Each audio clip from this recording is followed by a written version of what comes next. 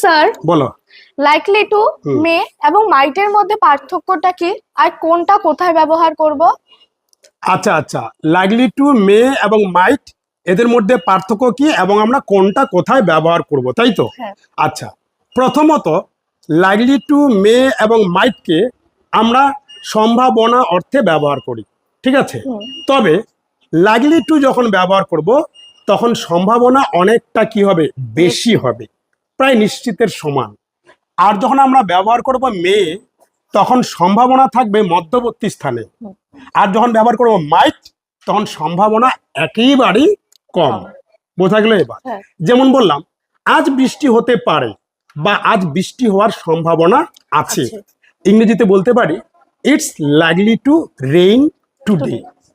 আজ বৃষ্টি হওয়ার সম্ভাবনা আছে। বা তুলনামূলকভাবে বলতে পারি আজ বৃষ্টি হওয়ার সম্ভাবনা বেশি। It's likely to rain today. বোঝা গেল এবার?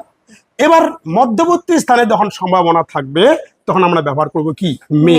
ইট মে রেইন টুডে।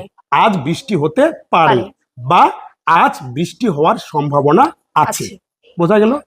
আবার যখন বলবো ইট মাইট রেইন টুডে, আজ বৃষ্টি হতে পারে বা আজ বৃষ্টি হওয়ার সম্ভাবনা আছে, তবে সেটা খুব কম। বোঝা গেল? তাহলে কি বোঝা গেল? লাইকলি টু আমরা ব্যবহার করি যখন স্ট্রং পসিবিলিটি থাকে। কি পসিবিলিটি? স্ট্রং পসিবিলিটি, মানে সম্ভাবনা খুব বেশি। আর মে যখন ব্যবহার করব তখন হচ্ছে মিডিয়াম পসিবিলিটি, অর্থাৎ সম্ভাবনা মধ্যবর্তী স্থানে থাকবে। আর যখন সম্ভাবনা একদম কম থাকবে, যেটাকে বলবো উইক পসিবিলিটি, তখন আমরা ব্যবহার করব মাইট। বোঝা গেল এবার?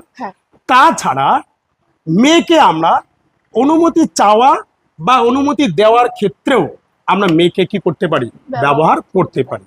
যেমন তুমি বললে, স্যারকে বললে আমি কি ভিতরে আসতে পারি, may I come in, may I come in, আমি কি ভিতরে আসতে পারি, তাহলে অনুমতি চাওয়া হচ্ছে।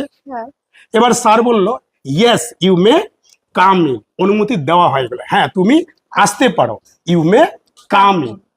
আমি কি আপনাকে কিছু জিজ্ঞেস করতে পারি, may I ask you something, polite request, may I ask you something. বোঝা গেল এবার? তাহলে কি বললাম? প্রথমত লাইকলি টু, স্ট্রং পসিবিলিটির জন্য লাইকলি টু, খুব বেশি সম্ভাবনা বোঝাতে লাইকলি টু। যখন আমরা মধ্যবর্তী সম্ভাবনা বোঝাবো লাইকলি টু থেকে কম, সেটা হচ্ছে মে। আর যখন আমরা ব্যবহার করব মাইট তখন হচ্ছে উইক পসিবিলিটি, একদম দুর্বল সম্ভাবনা বোঝাবে। তাছাড়া মেয়েকে আমরা অনুমতি চাওয়া এবং অনুমতি দেওয়ার ক্ষেত্রে ব্যবহার করতে পারি। বোঝা গেল এবার? If you like the video, please like, comment and share.